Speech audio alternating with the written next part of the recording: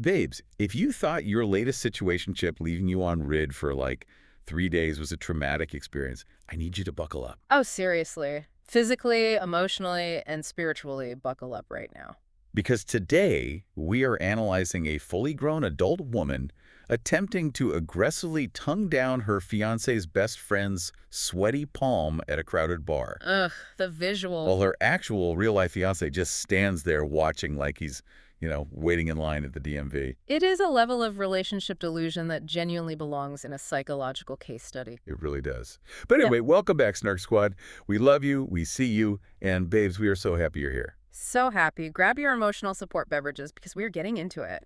We have our signature drinks on deck, obviously. We're currently sipping on ice-cold watermelon vodka lemonades.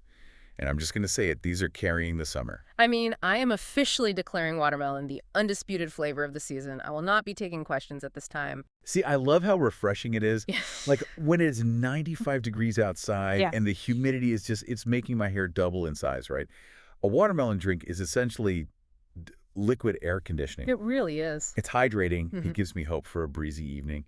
But I do have to push back just a tiny bit on the flavor profile. Oh, boy. I can literally hear the judgment forming in your vocal cords. No, it is basically spiked Jolly Ranchers. And the problem is... Let's not pretend we are drinking some sophisticated botanical infusion here. We are drinking alcoholic candy. I mean, yeah. It tastes exactly like the watermelon bubblegum I used to buy at the roller rink in middle school. Not that I'm complaining. I will absolutely drink 3 of them during this recording. Exactly. But it is giving like middle school nostalgia meets adult coping mechanism. Which is precisely the psychological site required to analyze these cast members so it works. Spiked Jolly Ranchers are the only things tethering my sanity to the earth right now. And frankly, we need the comfort because, babes, we have a massive life update for the squad. We are officially, entirely, completely moved into our new apartments. Yes. Oh my gosh. We are officially neighbors. Same building, completely different units. And let me tell you, the fresh apartment energy is intoxicating. That's a vibe. But also, moving has entirely humbled me. Like, it breaks down your ego in a way very few things do. Oh, moving is the great equalizer. It strips away the entire facade of control. I thought I was a functional, organized adult. I was wrong. I learned so much about my own executive dysfunction this week, it's not even funny. My apartment is currently a mountain range of cardboard. I have a box labeled important kitchen stuff, and I have been eating takeout with a plastic spork for 4 days because I literally cannot find the psychological fortitude to cut through the packing tape. A plastic spork? That is dark. It is. I am living out of a single suitcase like I'm on a very depressing business trip. I keep visualizing this beautiful Pinterest board layout, but right now, my living room looks like a recycling center actively exploding. Meanwhile, I walked into my unit, entirely ignored my mattress on the floor, stepped over my winter coats, and the very first thing I unpacked was my espresso machine. Of course you did. You are so analytical. Because I know myself. Without immediate access to high-quality caffeine, my brain simply refuses to process spatial organization.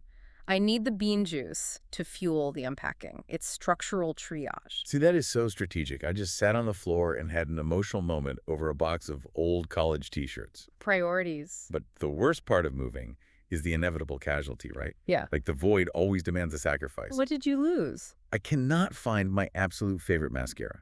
The one that makes me look like I actually sleep 8 hours a night.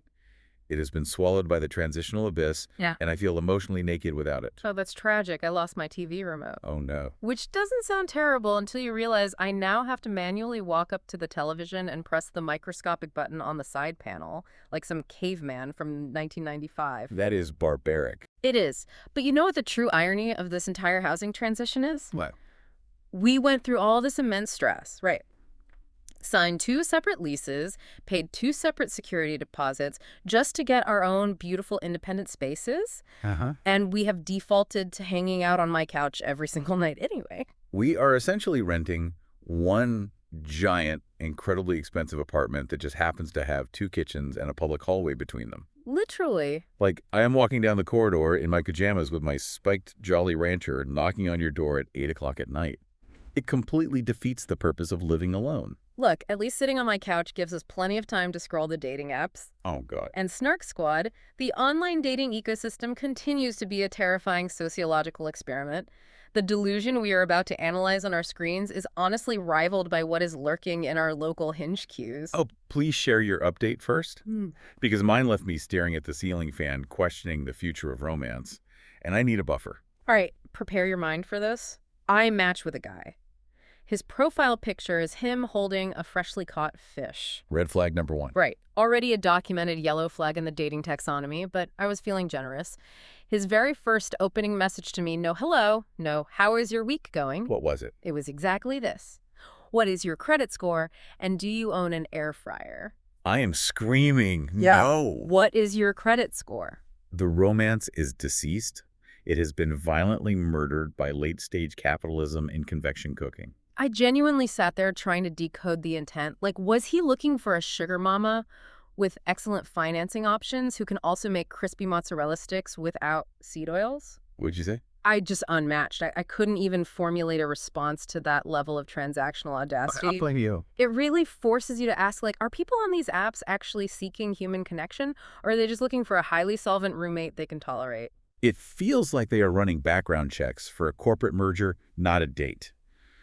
Which, honestly, is a perfect segue to my disaster. Oh, do tell. So I went on a date on Thursday. The guy seemed totally well-adjusted on the app. Nice smile, generic green flags.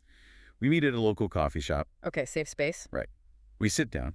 He reaches into the inside pocket of his jacket, pulls out a folded piece of printer paper, smooths it flat on the table, and babes.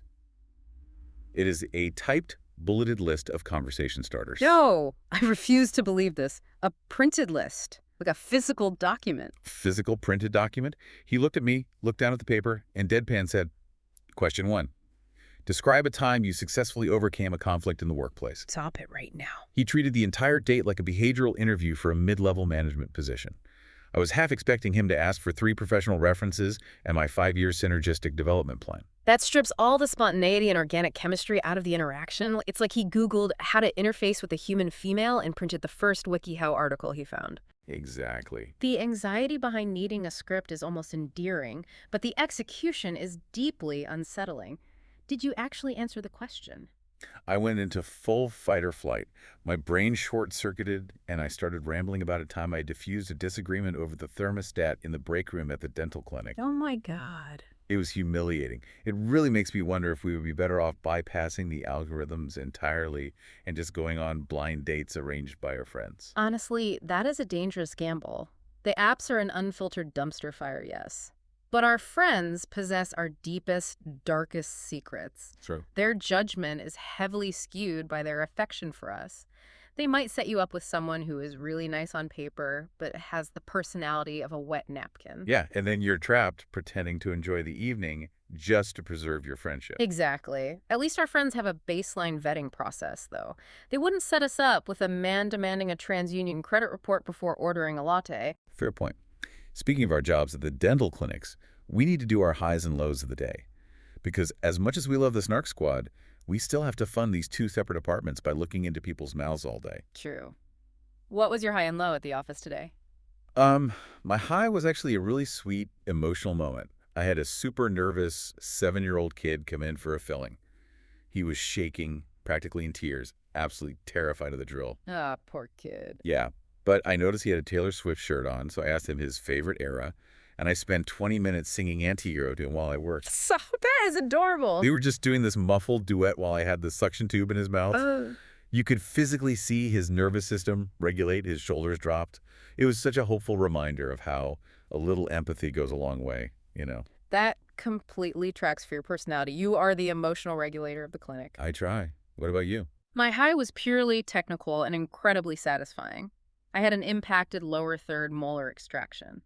The x-ray looked like a nightmare. The tooth was completely sideways, buried in the bone. Ooh, those are the worst. But I sectioned it perfectly, applied just a fraction of elevation, and it popped out in one pristine, clean piece. No root tips left behind, 0 unnecessary tissue trauma. I felt like a surgeon at the top of my game. I love a clean extraction, but I know there's a low coming. Oh, the low is absurd. I had a fully grown adult male patient who refused to use the bite block. Oh, no! Yes. While my fingers were actively inside his mouth with a high-speed handpiece running at 400,000 RPMs, he kept aggressively trying to bite down. Why do they do that? I don't know. I felt like I was wrestling an alligator. I had to stop everything, look this grown man in the eye, say, "Sir, if you bite my finger, we are done here." That is so wild. The complete lack of respect for personal boundaries and bodily autonomy was staggering. Well, babes, speaking of a staggering lack of respect for personal boundaries and bodily autonomy, Catie... Oh my God, the transition is flawless. Let's get into it. Yes? Snark Squad, enough about our own relationship disasters. Let's talk about the professionals. Yes, let's go. We are officially dissecting the absolute, unmitigated disaster that is Season 12, Episode 8. The episode is titled, Love is a Work in Progress, which is a profound misnomer. Totally. Love is not a work in progress here. Love is a condemned building wrapped in caution tape that needs a wrecking ball. And we have to start with the most chaotic, blood pressure-raising spectacle of the night. Catie and Josh. Let me just paint the picture for everyone who might have, blocked this trauma from their memory. Please do. It is Katie's birthday party. They are at a loud, crowded bar. If you look closely at the guest list, it is entirely composed of men, not just random acquaintances, but men she has previously hooked up with, dated, or actively made out with in the past. It's unhinged. Where are the female friends? Why is she exclusively surrounding herself with a harem of ex-flings while her fiancé just stands in the corner? Because she requires a constant external feed of male validation to regulate her self-worth. That's why. But before we even get to her behavior inside the bar, we need to analyze the summit meeting happening outside. Oh, the sidewalk chat. Yes. Oh. Ryan, the guy Catie cheated on Josh with in Berlin, pulls Josh out onto the sidewalk to apologize. And I use those air quotes heavily, because this was a masterclass in narcissistic manipulation. The sheer audacity of Ryan. He stands there looking Josh in the eye and completely downplays the infidelity. He says, verbatim, well, she's hard to resist. Grace. Excuse me. You do not look a man in the face and tell him that you kissed his fiancée because her allure was simply too overpowering for your basic moral compass? Yeah. It shifts the blame onto Katie's irresistibility rather than his own lack of respect for their relationship. And then he delivers the ultimate red flag. Ryan suggests they just leave it in the past if that suits both of you. Ryan is dictating the terms of forgiveness. I know. He is essentially saying, I disrespected you, I kissed your partner, but let's just agree not to talk about it so I don't have to feel awkward at this party. And what does Josh do? He just nods and accepts it. I wanted to reach through the screen and shake Josh. Mm-hmm. The psychology of what Josh is doing here is tragic. He is exhibiting a classic fawn trauma response. Yeah. When faced with conflict, instead of fighting or fleeing, he placates the aggressor to de-escalate the situation. He absorbs the disrespect because his fear of confrontation completely overrides his need for self-respect. But the sidewalk apology is just the appetizer for the nightmare buffet happening inside. Oh, here we go. While the men are outside having their tense little chat, Catie is inside the bar consuming 20-ounce medieval flagons of beer. She was drinking so much. She is blackout, sloppy, uncoordinated drunk. Her motor skills are failing, her lipstick is smeared across her face like the Joker, and she decides to embark on a non-consensual making-out spree. It was visceral to watch. I always try to look for the emotional root of people's pain. I know she struggles with anxiety and she claims OCD, but watching her stumble from table to table slurring, "Can I make out with you?" to every single man in the venue. Except her fiancé. Right, except Josh. It is devastating. She is desperately seeking intimacy and attention from literally anyone who isn't the man she promised to marry. She throws herself at Ryan, who literally just came back inside from apologizing to Josh. Ryan actually has to use physical force to push her away because he knows the cameras are rolling. He looked panicked. But the defining moment, the scene that should be shown in seminars about boundary violations, is the hand-licking incident. If you are eating right now, I sincerely apologize. It's trigger warning for hygiene. Catie stumbles up to her friend Mark. She leans in to kiss him on the mouth. Mark, being a decent person who respects Josh, raises his hand and places it firmly against Katie's face, physically shoving her head backward to stop her. He is actively restraining her advance. And Katie's response to being physically repelled is to open her mouth, stick her tongue out, and aggressively lick and kiss the sweaty palm and fingers of the hand that is currently pushing her away. It was primal. It was like watching a xenomorph from the Alien franchise trying to break through a bulkhead. Ew. It's true. She is tonguing his palm. It is the most boundary-violating, objectively unhygienic display I have ever seen on television. She completely overrides Mark's physical no. And the entire time, Josh is standing maybe 3 feet away. Let's dissect Josh's reaction, or, complete lack thereof. He is standing there with this polite, frozen, uncomfortable smile plastered on his face. That smile was haunting. He later explains this in his confessional by saying, maybe it's just me being timid and British. I was livid. Do not drag the entire geopolitical culture of the United Kingdom into your inability to defend your relationship. The British are not claiming this cuckoldry. He is intellectualizing his paralysis to protect his ego. Like, if he says it's just his Britishness, he doesn't have to admit that he is terrified of his partner. He even tries to blame it on her mental health, wondering if it's her OCD acting up. We need to be very clear about this. OCD does not compel you to get blackout drunk and sexually harass a pub full of men. Exactly. That is not a diagnostic criteria in the DSM-5. She is using a mental health diagnosis as an impermeable shield to avoid accountability for being a terrible, destructive partner. And this brings up a massive sociological double standard that we absolutely must debate. Yes, let's run the thought experiment. Let's reverse the genders for exactly 1 minute. Okay. Imagine a grown man, heavily intoxicated at a bar. He approaches a woman. She says no, and physically puts her hand in his face to push him away. He then pins her hand and aggressively licks her palm while using his body weight to force himself closer. What is the immediate societal reaction? The music stops. The bartenders leap over the counter. Security tackles him to the floor. The police are called, and he is arrested for assault and battery. The entire bar would collectively intervene to protect the victim. There is zero ambiguity. It is predatory criminal behavior. Exactly. So why does Catie get a pass? Why is it edited with goofy music, as if she's just a quirky, out-of-control party girl? It's because society infantilizes women's aggression, especially when they are small in stature. We don't view her as a physical threat, so we excuse the assault. But it is assault. Mark said no. Ryan said no. The random guy said no. She bypassed their consent entirely. And the climax of this horrific scene perfectly encapsulates why this relationship is doomed. Josh finally reaches his absolute limit. He puts his coat on and walks out of the bar. Good for him, for a second. Mark follows him into the street. Mark, acting as the surrogate for the entire viewing audience, looks at Josh and says, "Mate, you need to put your foot down. If I were you, I would be furious. I would drag her out of there." Mark is trying to lend Josh some borrowed courage. He is explicitly telling him that his anger is justified. And for a split second, you think Josh gets it? He nods. He looks determined.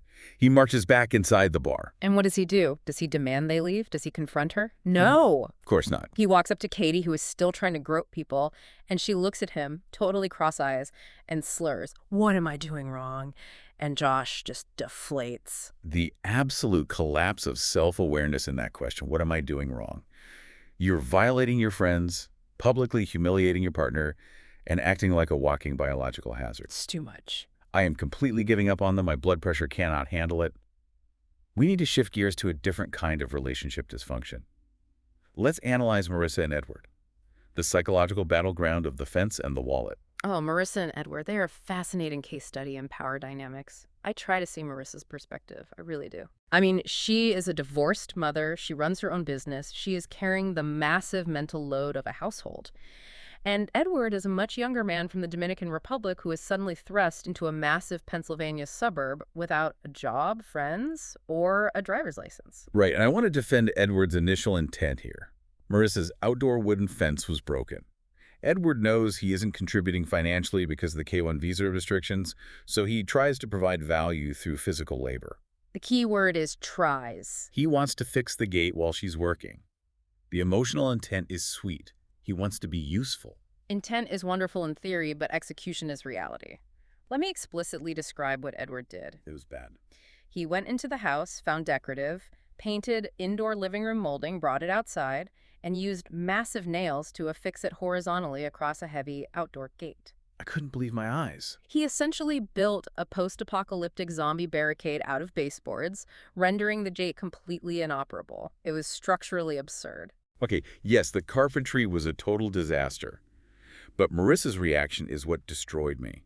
She marches outside, takes one look at this man who is sweating in the sun trying to help her, and she completely degrades him. She was brutal. She doesn't say, "Hey, babe, thank you for the effort, but we need treated lumber for this."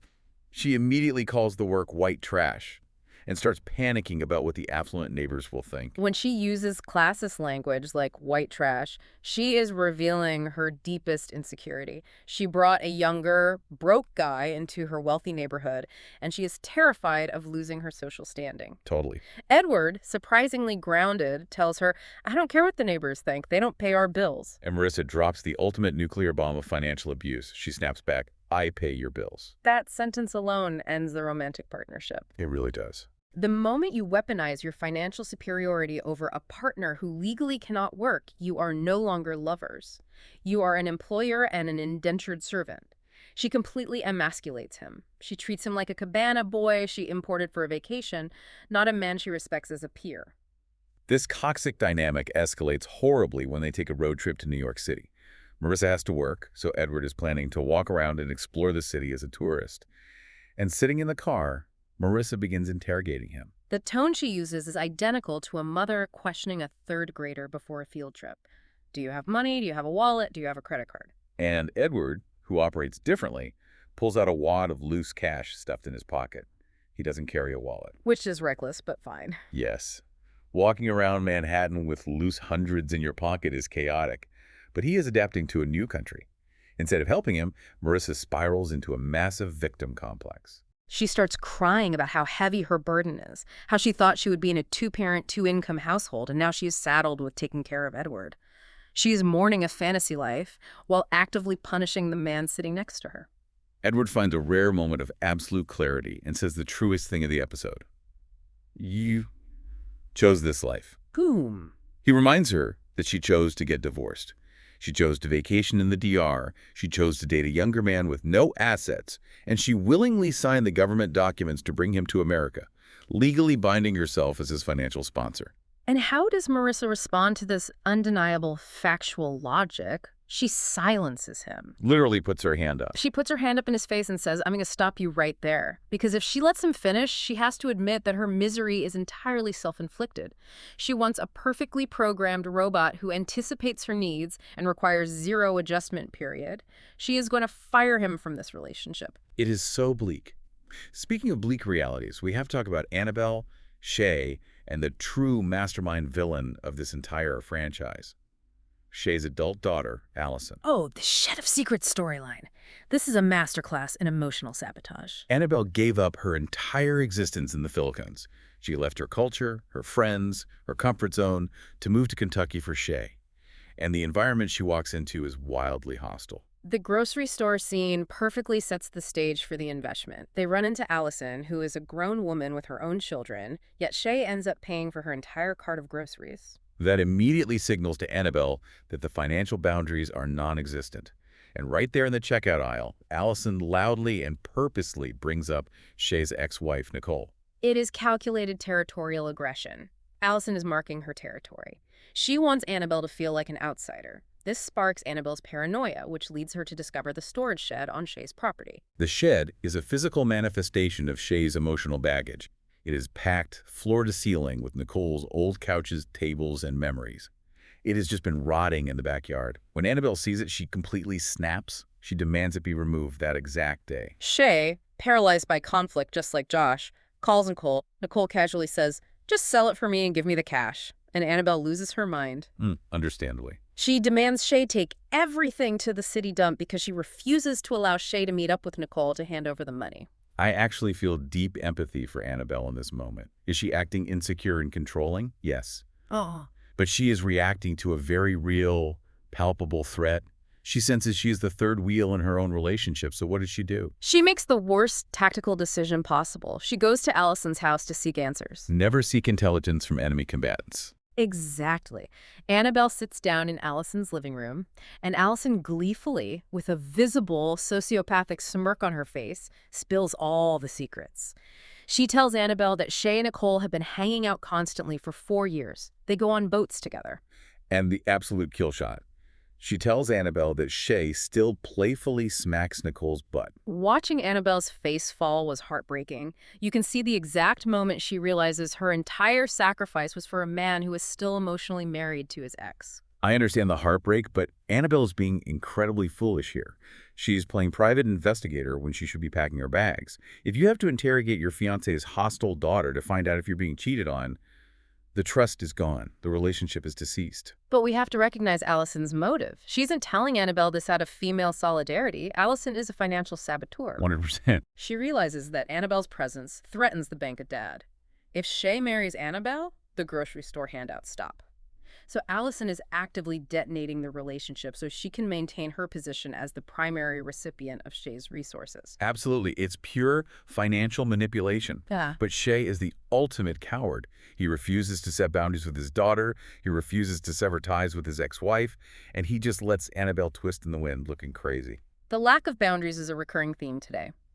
Let's travel to Nigeria and dissect the spiritual and physical control happening with Ashea and Maxwell. Ashia. Where do we even begin? The ego on this woman is astronomical. They are in Nigeria, and Maxwell is preparing Ashia to meet his traditional conservative parents. He gently asks her to adapt to his culture's greeting norms. He asks her to simply say, "Good morning, sir," and "Good morning, ma'am." It is the absolute bare minimum of cultural respect. You are a guest in their country entering their family home. But Ashia's ego cannot handle submission of any kind. She snaps at him, getting instantly defensive, asking, "Are you dating them or me?" Maxwell gets understandably frustrated. He raises his voice slightly to emphasize how important this is to his family, and Ashia immediately deploys the most toxic manipulation tactic available. The theology gaslighting. She claims that because he raised his voice to her, he isn't just questioning their relationship, he's questioning God. Spiritual narcissism. Mm. She claims that every thought she has, every decision she makes, is ordained by the Almighty. She positions herself as a divine conduit, which makes arguing with her impossible. If you disagree with Ashia, you are disagreeing with heaven. Which makes her next move so wildly hypocritical, the makeover scene.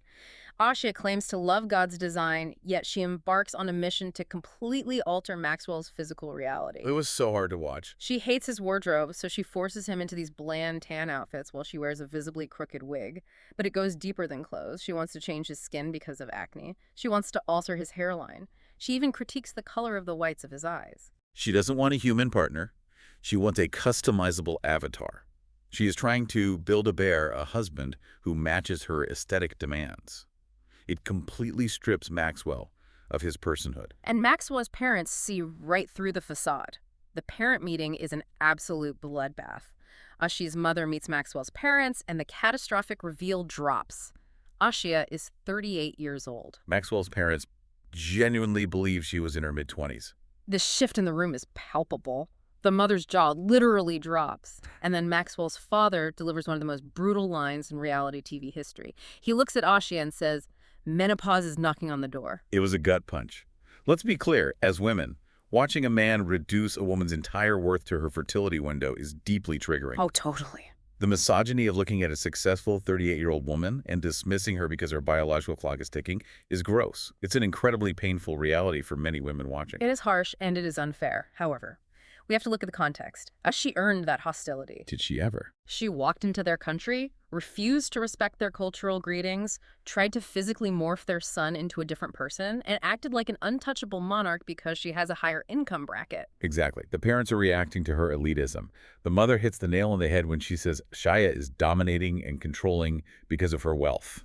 They recognize that she is trying to buy their son, and they use the only leverage they have, traditional family expectations, to fight back and protect him. It is a massive cultural and ego clash, and Maxwell is just sitting in the crossfire looking terrified. It's toxic on all fronts. Yeah. Let's pivot to something slightly lighter, but equally ridiculous regarding money.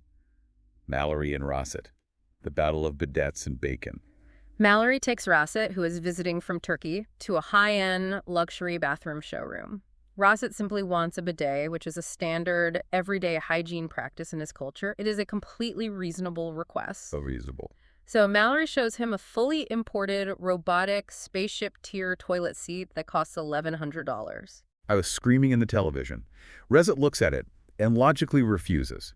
He says, "I am not spending $1,100 on a toilet when my hand can do the job." Right. And I am totally on his side. Babes, go on Amazon. You can buy a basic attachment for $40 that takes 10 minutes to install with a wrench. Why are they treating a basic hygiene request like a luxury car purchase? Because it's a proxy war for their financial insecurities. Rassett, trying to prove a point about reckless spending, brings up Mallory's recent accident settlement money. And Mallory's defense mechanism activates She immediately. gets so defensive. She fiercely protects the cash, stating, "That money is locked in a Roth IRA for my future." That pronoun choice is incredibly revealing. My future, not our future. She is building a financial fortress to keep him out. If you were bringing a man across the world to marry him, you have to transition from an individualistic mindset to a partnership. But she is holding that settlement money over his head as an exit strategy.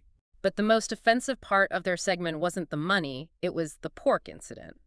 Mallory essentially allows Rassett, a practicing Muslim, to eat a sandwich that contains bacon. And when he discovers the meat, her reaction is to just giggle. I was horrified. She laughed like it was a cute little cultural mix-up from a sitcom. That is a fundamental violation of his deeply held religious beliefs. It shows a profound lack of respect. If you actually love someone, you protect their beliefs. You don't trick them into consuming something forbidden and then laugh for the cameras. It was disrespectful and gross. Completely gross. And finally, rounding out the misery index, we have Paula and Thomas, the yoga block dining experience. This is just aesthetically and emotionally bleak.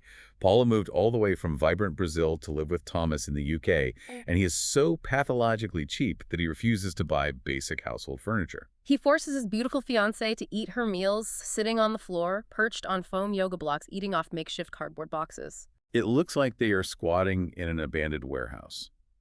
The psychology of extreme frugality is fascinating. It's rarely actually about the money. It's about control.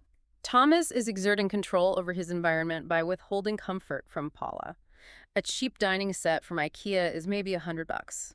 You can get a table on Facebook Marketplace for free. His refusal is a deliberate choice to keep her unsettled. Paula finally reaches her breaking point. She looks around her cardboard living room, tells him she feels like a refugee, and threatens to pack her bags and fly back to Brazil. I honestly think they might be exaggerating this for the show. If you look at their social media, they seem relatively normal. But even if producers told them to hide the chairs for a storyline, Thomas agreeing to look like a controlling cheapskate on international television is a choice. Exactly. Also, a very quick honorable mention to Debbie and Mido. They were barely featured, but we got a quick shot of Debbie crying alone in her house while Mido is apparently plotting his covert escape back to Egypt.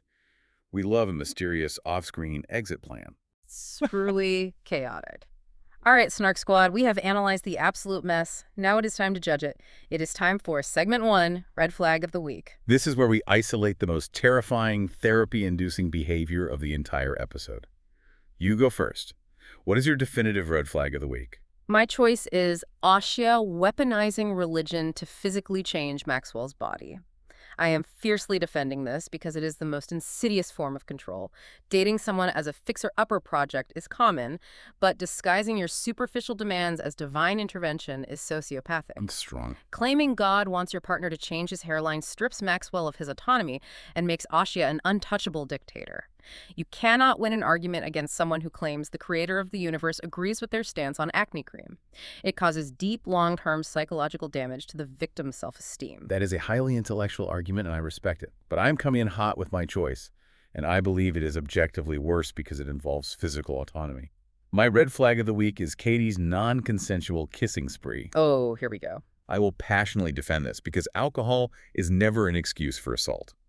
Ankia is emotionally manipulative behind closed doors, but Catie is physically crossing hard boundaries in a public space, humiliating her partner to his face and forcing herself on men who are actively using their bodies to shove her away. Okay, let's debate this. Emotional manipulation versus physical boundary crossing. I argue Asya is worse because she believes she is morally justified. Catie at least wakes up with a hangover and knows she's a mess, even if she deflects the blame. She thinks she is a saint while actively destroying a man's identity. But Catie has a pattern of public humiliation. She did it in Berlin. She did it at the birthday party. Imagine the compounding psychological trauma Josh is enduring. He is going to need years of EMDR therapy just to walk into a pub without his nervous system going into overdrive. Physical contact without consent, disguised as partying, is the ultimate deal breaker. Catie is the undisputed red flag queen. I am sure the Snark Squad will have heavy opinions on that in the comments. Let's move to segment 2, couples therapy. Snark Side Edition. We are going to give brutally honest, tangible advice to 3 of these train wrecks, knowing full well they lack the capacity to apply it. I'll start with Marissa and Edward. Marissa, my prescription. You need to fundamentally restructure how you view partnership. Stop treating Edward like an unpaid intern and start treating him like a teammate. Relinquish the financial superiority complex.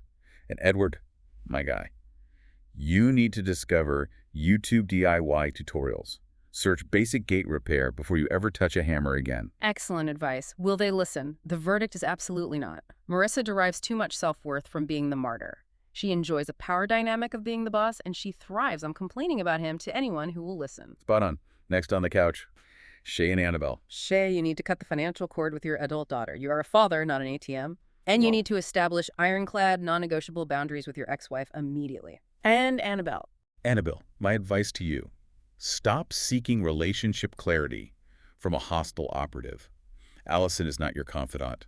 She is actively trying to destroy you. Will they listen?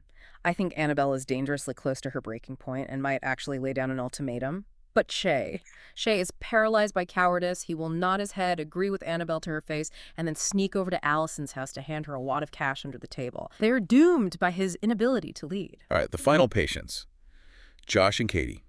Josh, open your phone, go to Amazon, and search for a spine. Add to cart, select overnight shipping. You desperately need to advocate for your own dignity. Yes. Catie, delete the dating apps, skip the pub, find a local support group, and seek professional therapy that addresses your deep need for male validation rather than just using OCD as a scapegoat for terrible behavior. The hardest verdict of all. They will ignore every word. Catie is addicted to the chaotic attention. She thrives on the adrenaline of being the messy girl everyone is fighting over. And Josh wants the television exposure or the relationship status too badly to walk away. They are locked in a codependent, toxic dance. Which flows perfectly into segment 3. Who's here for love?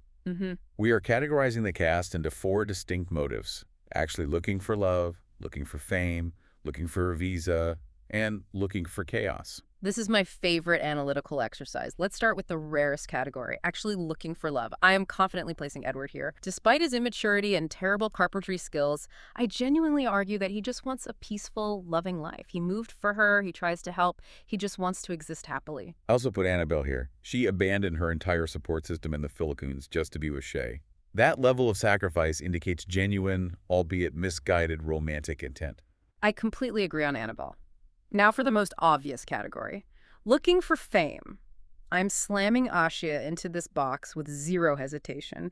She is constantly broadcasting on TikTok Live. She is battling commenters on Instagram. She is highly aware of the cameras. She is consciously producing her own villain arc because she knows it guarantees her screen time and future brand deals. She views Maxwell as a prop for her influencer career. 100%. Now, the controversial category. Looking for a visa. I am placing Josh here. Josh, the British citizen. Hear me out. There's absolutely no logistical, emotional, or psychological reason. A smart, well-spoken man from the UK would endure his fiancée licking another man's hand and publicly castrating his ego unless his eyes are dead set on the prize of an American green card. He is enduring the humiliation because the geopolitical payoff of U.S. residency is his ultimate goal. Okay, that is a profound theory. I am adopting that immediately. And the final category, looking for chaos. I am putting Allison, Shay's daughter, right at the top. She's an emotional energy vampire who feeds on the destruction of her father's happiness to maintain her own dominance. And of course, Catie goes here too. Catie doesn't want love. She doesn't want a quiet life. She thrives on the adrenaline of blackout drunk attention. She is an agent of pure, unadulterated chaos. Incredible categorizations. Let's push this sociological analysis to the absolute limit with segment 4, the 90-day survival test. Imagine a psychological experiment where we take these couples and lock them in a house together for exactly 1 month. Okay. The strict rules. No cell phones, no social media access, no translator apps, and no TLC producers to intervene or prompt conversations. Just them and the deafening reality of their relationship. This is the ultimate crucible. Who survives or even manages to come out stronger? I am going to place a bet on Paula and Thomas. I think if you strip away the phones and the cameras egging on the drama, they would reach a level of absolute boredom that would force Thomas to go to IKEA, buy that $100 table, and bring it home. You really think so? Yes. They would bond over the mutual frustration of deciphering Swedish instructions and using tiny Allen wrenches. It would force them to communicate and collaborate like a real functional couple. That is surprisingly optimistic. I love the vision of them bonding over flat-pack furniture. Okay, who breaks up within the first 24 hours? I am looking directly at Catie and Josh. Oh, instantly. Because without a live audience of random pubmen to perform for, Catie would experience severe withdrawal from external validation. She would climb the walls. And without the confessional cameras for Josh to vent his frustrations to, he would actually be forced to turn around and confront her to her face in a silent room. The pressure would shatter them instantly. Totally agree. And I am adding Marissa and Edward to the 24-hour implosion pile. Marissa would physically and mentally short-circuit without access to her business emails. The stress of being disconnected from her work would cause her to hyperfixate on Edward's every movement, every breath, and she would end up terminating his employment as her boyfriend by sunset on day one. It really highlights the tragedy of modern reality romance. These relationships are entirely propped up by Instagram clout, producer interference, and the constant distraction of digital dopamine. You remove the artificial crutches, and 90% of them collapse under their own weight. And that, Snark Squad, brings us to the end of another exhausting, exhilarating recap. But before we let you go back to your own comparatively healthy relationships, we need to hear from you. Sound off in the comments or hit us up on our socials. We have 3 crucial questions for you this week. Number 1, which couple are you completely, officially giving up on? We want names and justifications. Number 2, what was your definitive red flag from this episode? Do you agree with my sociological take on Isha's spiritual manipulation, or are you siding with the argument against Catie's physical boundary violations? And number 3, the ultimate question after watching this absolute psychological mess. Would you ever, in a million years, attempt long-distance international dating?